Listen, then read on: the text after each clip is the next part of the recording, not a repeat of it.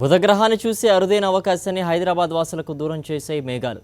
బుధగ్రహాన్ని telescope ద్వారా చూడాలన్న ఆరాటంతో హైదరాబాద్ బిర్లా ప్లానటోరియానికి వచ్చిన వీక్షకులకు నిరాశ ఎదురైంది. భూమికి సూర్యునికి మధ్య పయనించే బుధగ్రహాన్ని వీక్షించేందుకు ప్లానటోరియంలో ప్రత్యేక స్క్రీన్ ఏర్పాటు చేశారు. తెరపై బుధగ్రహం అత్యంత చిన్న పరిణామంలో కనిపించిన టెలిస్కోప్ ద్వారా చూడాలన్న కోరిక మాత్రం వీక్షకులకు తీరలేదు.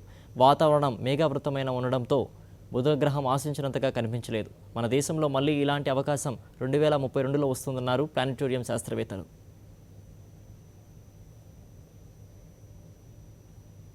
ట్రాన్సిట్ ఆఫ్ వీనస్ ఇంకా ఉంటుంది అర్ధరాత్రి 12 దాకా. మనకి సూర్యాస్తమయం అయిపోతుంది కనుక మనకు కనపడదు. అంటే దీనికి సంబంధించి టెలిస్కోప్ ద్వారా చూడొచ్చు. అంటే దీనికి ఎలా మనకు కనిపిస్తుంది, అది ఎంత సైజులో ఆ బుధగ్రహం అనేది ఉంటుంది సార్? ఎంత సైజులో అంటే మనకి సూర్యుడి డిస్క్లో చూసుకున్నట్టయితే దాంట్లో జస్ట్ 158 చిన్న డాట్లా కనిపిస్తుంది. అందుకనే ఇక్కడ మన టెలిస్కోప్లోంచి అంత ఇబ్బంది అవుతుందనే మనం లోపల లైవ్ పెట్టాం.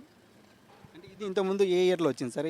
దీనికి సంబంధించి అంటే బుధగ్రహం సూర్యునికి భూమికి మధ్యకి రావడం అన్నది ఇది లాస్ట్ ఇయర్ ఎప్పుడైనా వచ్చిందా, లేదంటే గతంలో ఎప్పుడు ఈ దృశ్యాన్ని చూడవచ్చు?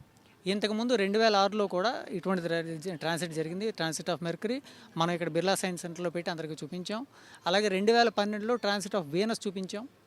అవి రెండు చాలా బాగున్నాయి. ఈసారి మనకి వాతావరణం బాగోలేకపోవడంతో కొంచెం ఇబ్బందిగా ఉంది.